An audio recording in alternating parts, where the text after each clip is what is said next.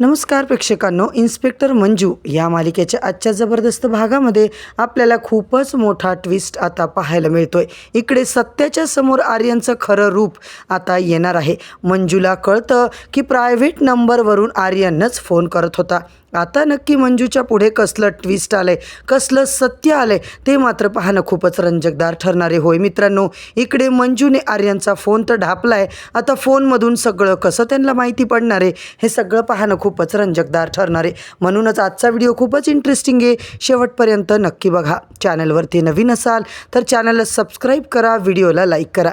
तर इकडे आपण पाहतोय मंजू आता किचनमध्ये स्वयंपाक करत असते। सत्या मंजूचा आता जो काही प्लॅन असतो, आर्यनच्या रसात काहीतरी ते मिक्स करतात आणि आता त्याचं पोट दुखायचं त्याला चालू होतं। मंजू सगळ्यांना जेवायला वाढते आणि सगळेच तिकडे डायनिंग टेबलवर जेवायला बसतात, पण आर्यन मात्र इकडे त्याच्या जागेवर बसतो। मंजू सगळ्यांना वाढते, इकडे सगळ्यांना देते, काका पण तिकडे येऊन बसलेले असतात आणि सगळेच आता डिनर चालू करतात।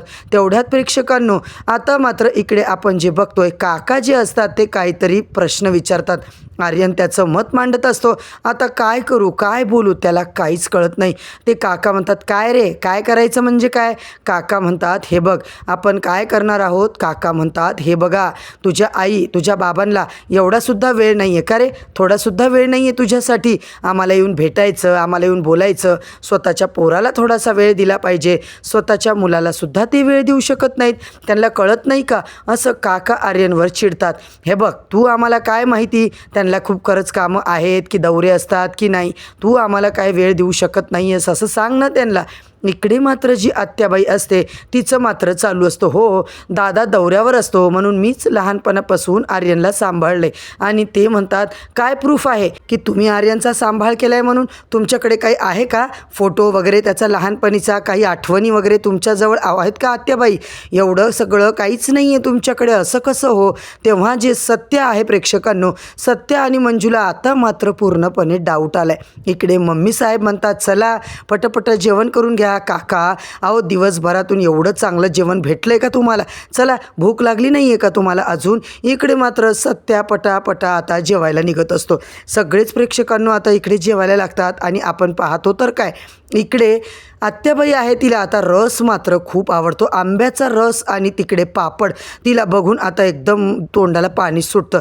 ती बोलते, आम्ही विदेशातून ना, आम्ही खूप लांबून इकडे राहायचो ना, आम्हाला इकडं लांबून बोलवलं आहे, आम्हाला कधी आंबे वगैरे मिळत नव्हते, आम्हाला आंबेच खायला मिळत नव्हते। आता मात्र ती आत्याबाई जे सांगते ना, तेव्हा म्हणते, काय हो, काय खोटं बोलताय तुम्ही? तेव्हा ती बोलते, आम्ही कुठून बोलावतो, परदेशातून बोलावतो आंबा, असं ती म्हणते। म्हणजे आत्याबाई काहीसुद्धा फेकत असते हे तर सगळ्यांच्या लक्षात येतं। इकडे आता आंबे पिकत नाही म्हणून ना आम्ही परभणीवरून आंबे बोलवायचो, तिकडे मस्त आंबे भेटतात ना। आर्यन म्हणतो, आता काय करू, हिचं काही कळत नाहीये। आता पटकन आर्यन मात्र विषय डायव्हर्ट करायचा प्रयत्न करतो आणि वहिनींना रस मागत असतो। इकडे आत्याबाई म्हणजे आता काका मात्र इकडे हिला बोलतात, आपल्या मंजूला, नाचूनबाई मला थोडासा रस द्या बरं। आता लगेच मंजू म्हणते, रस संपला आहे आत्याबाई, नंतर करेल मी आता तुमच्यासाठी रस। इकडे ती म्हणते, हां हां चालेल, आमच्यासाठी नंतर करा, आम्हाला आवडेल असं स्पेशल आमच्यासाठी कर बरं का।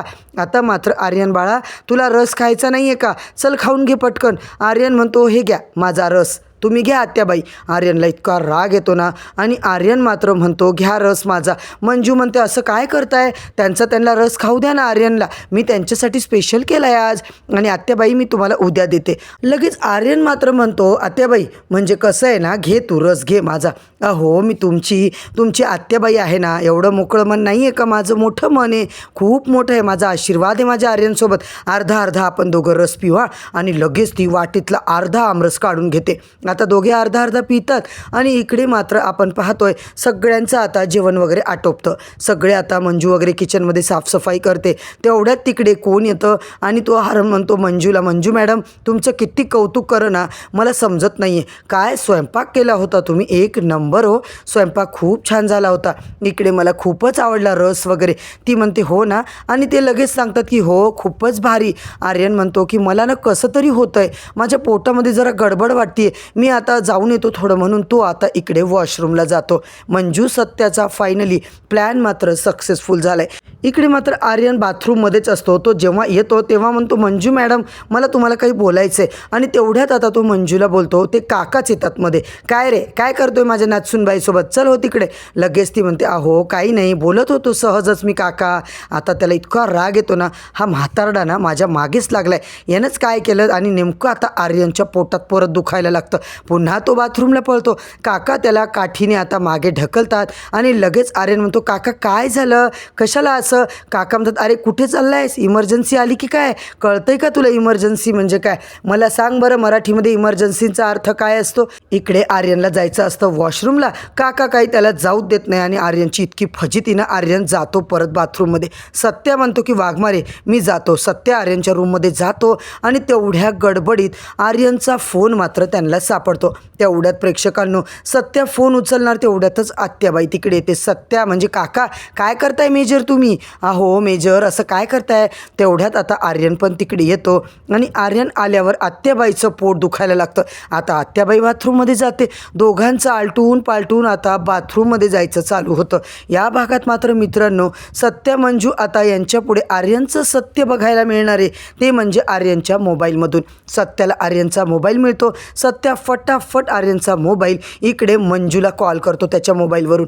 तेव्हा त्यांना कळतं की हा प्रायव्हेट नंबर ज्याच्यावरूनच मंजूला कॉल यायचे.